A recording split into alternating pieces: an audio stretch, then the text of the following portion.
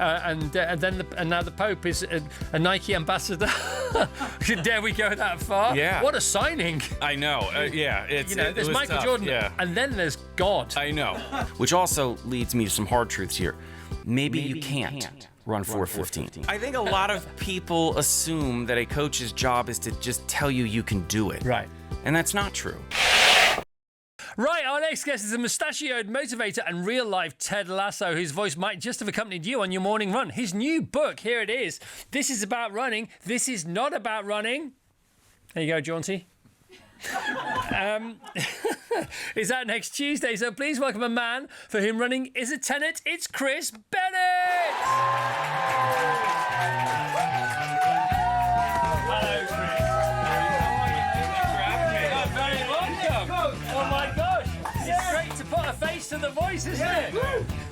We've all Start every morning. We've all had you in our ears. I appreciate it. Yeah. Well, this is my mom always said I have a face for radio. So Well, my mum said the same. My mum actually said, "How can you be so ugly with only one head?" Anyway, no, of course she didn't. No, of course she didn't. Come on, Mom. I know. Nice. So you, at any given time, you're the coach to 2 million people. Is that right?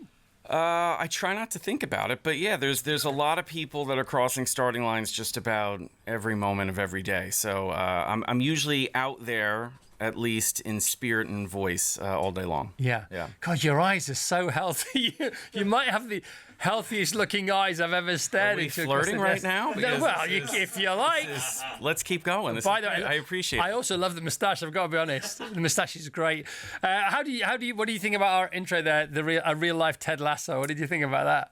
I think that's a great compliment. Honestly, I think Ted Lasso's a great coach. Yeah, I think a lot of people, they think it's a comedy and it's a show, obviously, but from a coaching perspective, and I've stayed away from the show for a while because I was like, do I really want to be watching, a coaching show? And, And I fell in love with it, but he's a great coach. Why is Ted Lasso such a great coach? Because he cares first and foremost about the humans that he's working with. They're not players first, they're humans first. And if you want your players to play their best, you have to take care of them as people first. And that's what he does. And so when I watch it, I don't think it's that ridiculous that the team is successful because, again, you want a successful team, take care of your players. Yeah, absolutely, 100%.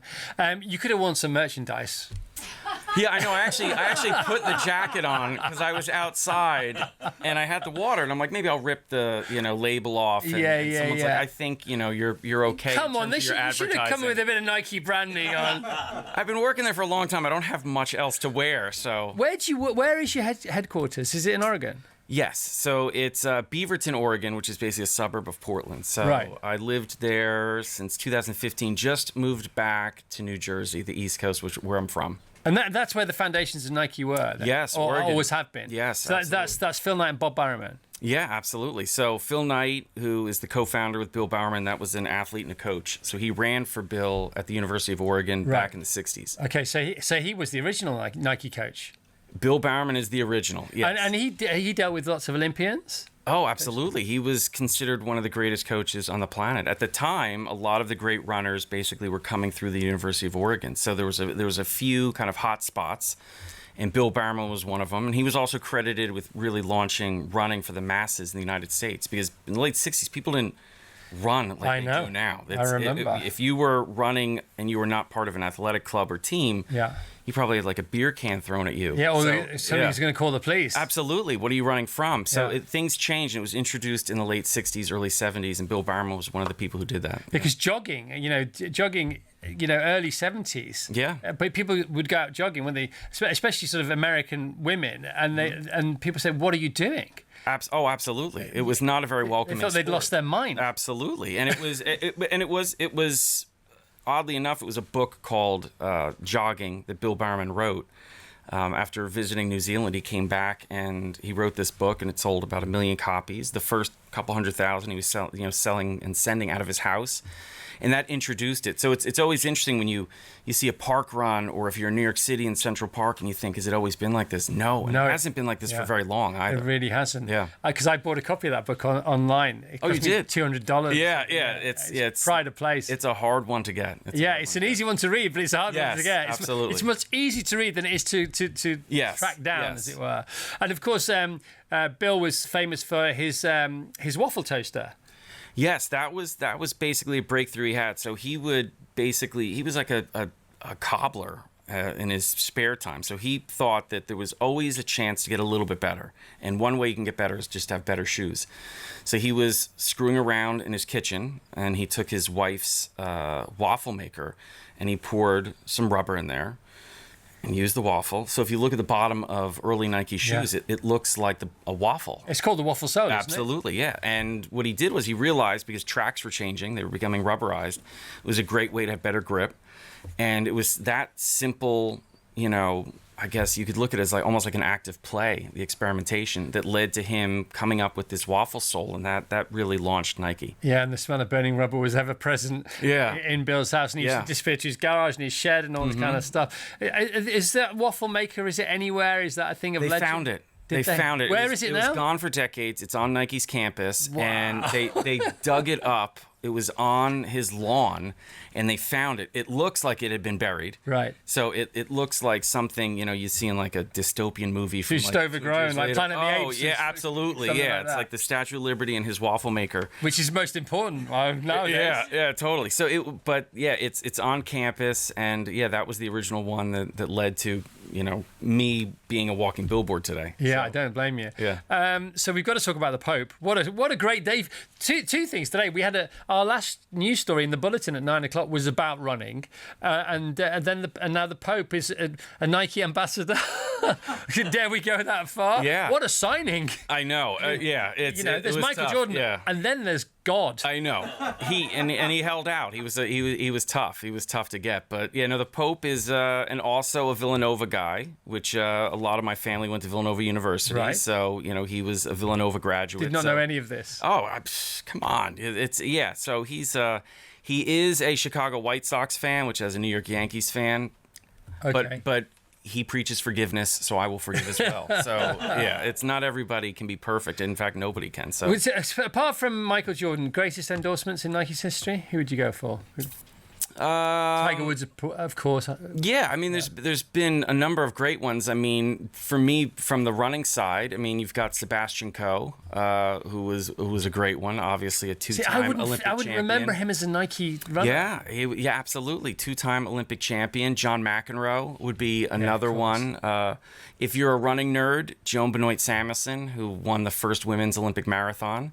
So she's dear and near to me, because that was my first kind of rock star that I put on a pedestal was Joni.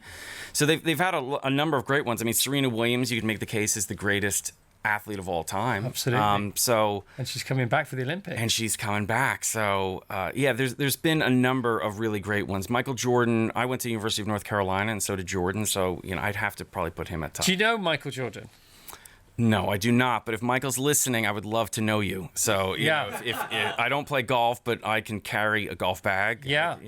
So you never met him on the campus? I've never met him on campus. If Michael Jordan's listening, by the way, I'm going to call it a day, I think, because that would be a great... Right? That would be. A great way to go. Long-time listener, first-time caller, Hey! Come on! on. What is going on here? It's almost like he knows what we're talking about. Now, you've called your book, This is About Running, This is Not About Running. Yep. In various interviews, and I've heard you loads, my wife, she's a huge fan of yours. She's going to be listening to this, I know for a fact, on her Swift bike, because she's training for the Berlin Marathon, so she's tapering. She's very excited. Coming up soon. Very soon indeed. You say a lot of things like this in interviews, don't you? You make a statement and then you make the reverse of that statement. You do that a lot. I do. Well, I mean, I think it's like anything you have a passion with, and you can remove running from the cover and you can put whatever it is. It could be this is about music, this is not about music, this is about writing, this is not about writing. It really comes from where I started coaching, which was I coached kids, 14 to 18-year-olds. So it was the high school level in the United States, and that's a rough 4 years. Yeah. I always equate it with, people think 4 years is that long. Well, the Beatles were on the Ed Sullivan Show. Yeah.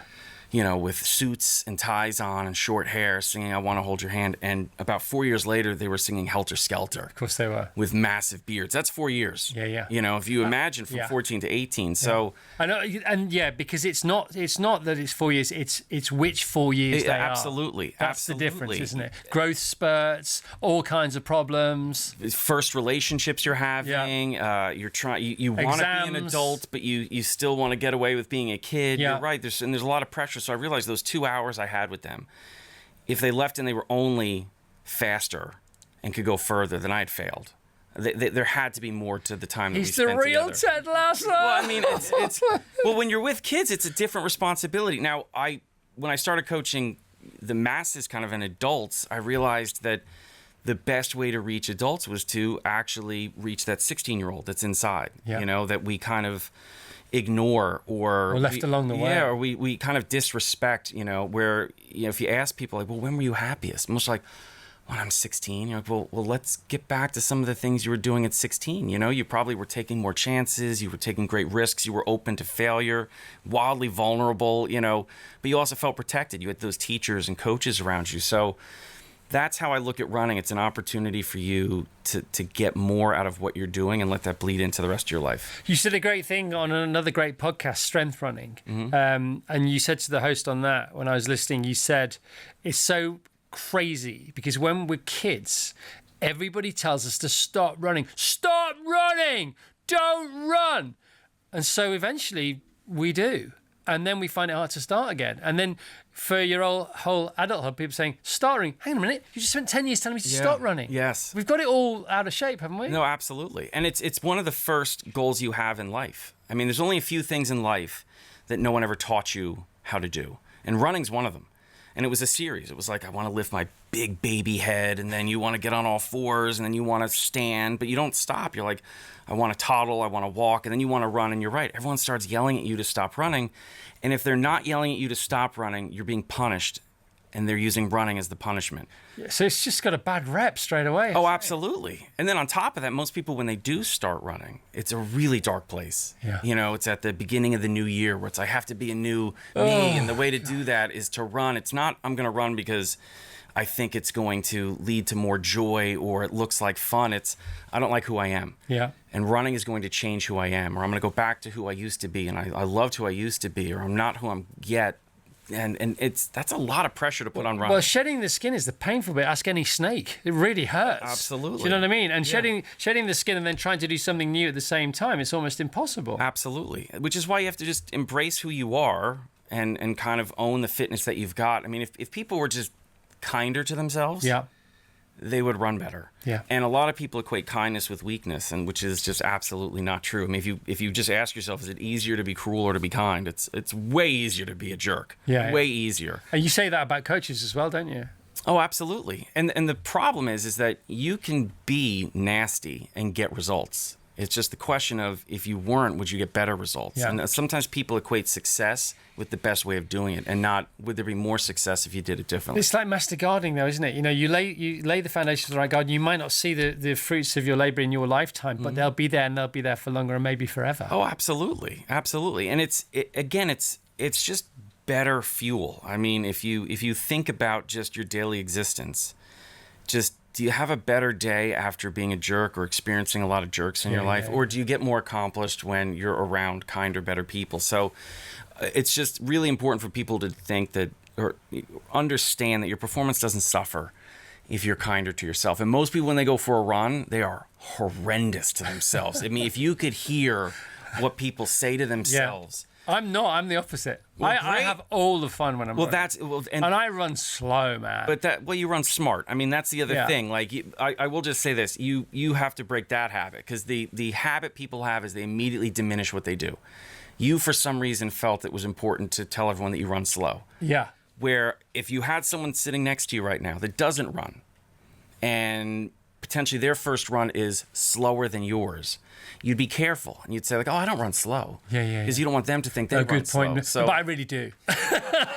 well, you might. But I mean, but without seeing it. But I will tell you this, most of your running should be slow. Yeah. And most of your running should be easy, and most of your running should be filled with And I'm joy. on the trails now. So I started Even on the better. road, but I'm on the trails because the byproducts of being on trails, the vicarious sort of byproduct is the fact that you're amongst nature. So you're having a nature bathe as the fresh air. Everything's changing around you more. The seasons change, the smells change. It's nice to your limbs. There's latitudinal and longitudinal movement as well. Anyway, I could talk about it all day.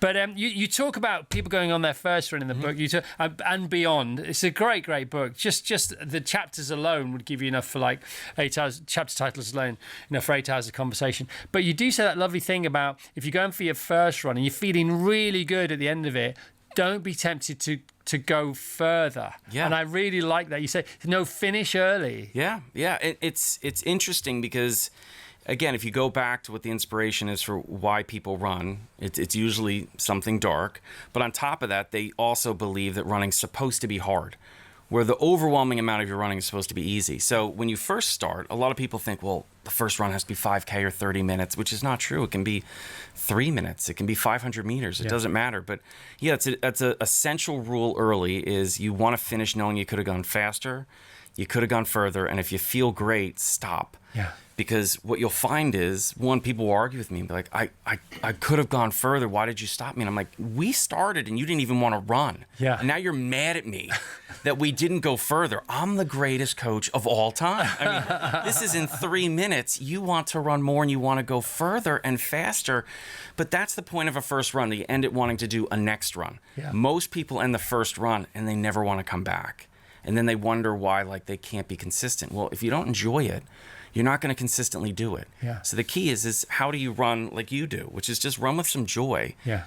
And you will progress. You will find that you're going further, that you are getting faster. Yeah, and the running sort of happens almost automatically. The first big run I did, or the first run that I did. Okay. About 2012, 2013, when I started running again. It wasn't actually a run, it was a walk around a lake. It was 3.7 miles long. And I thought at some point during this walk, I will run. There you go. And then I just extended it and, the run started to get closer and closer and then they joined up and then they became a run. Mm-hmm. And so I've always been, this doesn't need to be hard. Yeah, I mean, I feel like you're trying to get my job right now. Because I'm really happy with mine, by the way. I like your job too. Maybe we should switch seats. I don't know. We could do a job swap. That'd be fine. We could do a job swap. I don't think I can grow the moustache. I don't think I've got it in me. Yeah. But it sounds like, I mean, you were your own best coach in that instance, which everyone has the potential to be. I mean, I mentioned in the book, I mentioned it to people that, listen to the guided runs, like, you should need me less and less every time we're together. You're like Nanny McPhee. Yeah, well, to the point where you demote me. Yeah. Like, I become the assistant coach, you become the head coach. And sadly, you were the head coach on day one, so I didn't even need to be there at all, which I wasn't. So Nanny McPhee says, while you need me but don't want me, I must stay. But when you want me and no longer need me, I must go. All right, so I'm now Nanny McPhee. I went from Ted Lasso to Nanny McPhee. By the way, both great. Both great, yeah. Unbelievable. It's so cool, isn't it? There's so many questions here that we've got to ask you about. How does Jennifer Grey make it into the book and Dirty Dancing? Well, Jennifer Grey should be in every book, first of all. I think so. All right, yeah. Jennifer Grey in every book. Come on. As should Patrick Swayze, okay. But yeah, Dirty Dancing and Jennifer Grey. When I coach, there's a lot of mixture of just, pop stuff. I love music. I love movies. I'm a voracious reader. So a lot of times when I'm getting a lesson across, in order for it not to become some type of lecture, I try to make it fun. And a lot of times I try to make it so you understand it the first time. Because if you can explain something really well, it means that you can explain it quickly. Yeah. And a lot of times it's just more fun to bring something up. So I think I was talking a little bit about, not ignoring something. And obviously the first thing that pops into my head, because I'm a child of the 80s, is Nobody Puts Baby in a Corner from Dirty Dancing. So I started writing that. I was very lucky early on. The editor that I worked with knew, like, this is not written like a normal book. Like, I'm going to write it like I speak. So I'm going to go off on tangents and rambles, but there's a purpose to everything. Yeah. And personally, I felt like if I could sneak Jennifer Grey, Patrick Swayze, jumps off the page when and Dirty Dancing, and then I've done my job. Absolutely. So absolutely. Yeah. You do talk about adjustment. You talk about it's not running that's complicated, but runners are complicated, which is another great chapter. And you also talk about, one of the most important question you ever ask anybody when they turn up for a coaching session is, how are you today? Yeah. And that's a real question, isn't it? Because no matter what you've got ready and you've got in mind for them, how are they today? So just expand a bit more on that question, because how is an anagram of who, which I always like. Yeah. How are you is who you are in that moment. Yes. Well, from a coaching perspective, we can only coach who you are in the moment. Okay. And that question, how are you doing? It gets asked so many times during the day. It almost never gets answered honestly. Yeah. And if you think about it, you've probably today been asked a couple of times, if you're lucky. Yeah. And I imagine your answer is, the number one answer is usually, good. Yeah. And you don't even think about it. It's in the tone, though, isn't it? Yeah, but you don't. But the person asking most of the time isn't even really listening. No. So they're on their way, you're on your way, and no one has actually gotten anything out of the conversation. No, it doesn't mean anything. And if you do something enough that doesn't mean anything, it doesn't gain meaning. Yeah. Sometimes people think, well, if you do something consistently, there's power in that. Well, no, sometimes you lose any power because you're doing it consistently and you're not actually thinking about it. So from a coaching perspective, the first thing I'll ask an athlete is, how are you doing? And they know from day one, because I tell them the foundation of our relationship has to be honesty. And the reason why is if we go further down the road, at some point, I'm going to tell you, I think you can do this. And you're not going to believe that you can do it. And I'm going to tell you, well, believe me. And the only way that you can believe me is if I've consistently been honest with you. Because if I've lied to you a few times, when I tell you, you can do this, you're going to think, he may be lying. So I have to be honest with you at all times. But you have to be honest with me. Because if you're not, if I ask you how you're doing, you say good. But you're struggling. I'm going to coach the athlete that's good. You're not that athlete. You're struggling. So you're coaching somebody who isn't there. Absolutely. It's so fascinating, isn't it? So, but you also develop the habit, hopefully, of asking yourself when I'm not around. I'm like, now we're going back to Nanny McPhee. Oh my God.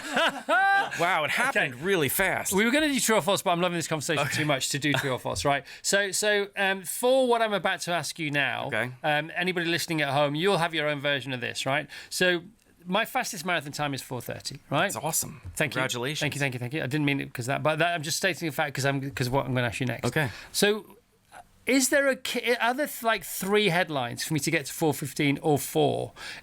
Are there any overarching, one size fits all? With respect to what you've just said, are there 3 things that we can all do? If you want to go 15 minutes quicker, you might want to try these things. Mm-hmm. These things usually work. Mm-hmm. Well, I think you can always do more. The problem is people always equate that with more running, more intensity. And it could be you need more sleep or you need more peace in your life and less stress. You know what I mean? So the first thing is when you're saying, I want to do something better than I've ever done it before. It goes back to that honest conversation. Well, what are you willing to do more of? Okay. And that's before you decide what you need to do more of. But what are you willing to do more of? Maybe you are willing to do more running because it's 42.2K. It takes a lot of running. But again, you have your life. You have responsibilities, you have obligations. So it starts with honesty. What are you willing to do? And then ask yourself, okay, if I am willing to do more, am I capable, though, of doing more? So it's back to that honest conversation. Well, if you're working a ton and you can honestly only run 3 days, well, now we have to structure 3 days as best as we can. But the reality is a 4th day would help. You don't have that 4th day, okay? Which also leads me to some hard truths here. Maybe you can't run 4:15. Right. Okay, that's not a I'm happy with that answer. Yeah. Well, I mean... what a relief. I can move on. I think a lot of people assume that a coach's job is to just tell you you can do it. Right. And that's not true. It's to tell you what you can possibly do. It doesn't mean you can't do it a year from now or 2 years from now or 4 years from now. But if we're talking about Berlin and your wife, we can look at the training and say, hey, I think you're capable of this. And sometimes it is more than you think. And sometimes it's, hey, the reality is you've had a lot going on. We're probably more in this ballpark. It always comes back to honesty. But I would say a few things that, beyond running more or running more intelligently is a lot of times, especially with the marathon, people cease to be athletes and only become runners. So all the side-to-side movement that maybe you did 6 months ago, it's gone because you're running so much. And when you lose that, you're losing a lot of power, a lot of strength, a lot of agility, a lot of athleticism. A lot of help. And yes, and that's the stuff that really keeps you from getting hurt. So if you're only running and you're ignoring the athlete side of you, there's usually a gap there of I'm running beyond my athleticism or my strength, my agility, whatever you want to call it. And that's where suddenly people have issues. So what you want to do is you want to be a well-rounded athlete. The better athlete you are, the better chance you have to be a runner. So I don't know if I gave you 3, but... No, it's great. So strength, flexibility, hydration, nutrition, all of sleep, those things. all Absolutely. things. All of those things help. And again, equate that with more. Yeah, equate that with more too. And this is, I will throw this in here because a lot of times you'll hear from people that, you know, are in the same position as me. They'll say something like, you need 9 hours of sleep or something like that. And they're like, 9 hours? Where are you finding 9 hours to sleep? I never say anything like that. If you can find more hours, awesome. If you can't, you can sleep better though. So if you only get 5, let's make them 5 better hours of sleep. So there's always something you can do. Have the team been talking to you about that? Because I'm a 5 hours a night guy. No, that's It's so funny that you... By the way, you need more sleep. But I do, but I can't get it. No, it's not an option for me. And since you can't, what you do is you set yourself up to have the best 5 hours you possibly can. Yeah. So you get a sleep routine, you make the room dark, you make it colder. There's all these things that you do. You get off your phone a little bit. You know, you make sure you're hydrated, but don't be pounding water right before bed unless you want to constantly be getting up in the middle of the night. You have been reading my Yeah. books. So, but the point is like if people just usually ask like a second question, they'll find a lot more answers. But we usually work on the superficial side of things. So it's like one question and then it's I can or I can't, as opposed to, well, maybe there's more there. And what about final question? Because we're out of time. By the way, thanks. You're amazing. Thanks for having me. Oh God, you're more than welcome anytime. What about runners who are really good runners? Not like Olympic level, but you know, good amateur runners, good club runners, and they're biomechanically they're very blessed. But they get in their own way. How can they get out of their own way? Well, first you have to acknowledge that you're getting in your own way. And a lot of runners don't know that they are. So you have a lot of athletes that, you know, I know them as like, they're like world record practice runners. You know what I mean? Like they're at their best on Tuesdays and Thursdays. How mad is that? Oh, it's tough. And then on Saturday or Sunday, they disappear. They get tight? Yes. And a lot of it comes from just understanding where confidence comes from. So freedom as well? Well, yes, but you're not going to act free unless you have the confidence to be free. And a lot of people think confidence is all about believing you can do something you've never done before. But that's not where confidence comes from. Confidence comes from just respecting, acknowledging, and appreciating what you've already done. So a lot of times, the best way to go really fast forward is to spend some time looking back at what you've done. And if you don't respect the work you've done, there's no way you're going to be able to take advantage of it. So instead of trying to get confidence by psyching yourself that I can do this thing that I've never done before, that's on the other side of the starting line. Just take some time, look back at everything you've accomplished to get to the starting line, and that's usually where you'll find the confidence to go forward. How awesome is he? The best. The best. Let's hear it for Chris Bennett, guys. This book is a gem. If you want to start running, it's a gem. If you know somebody who loves running, it's a gem. It's like a 24 carat gem.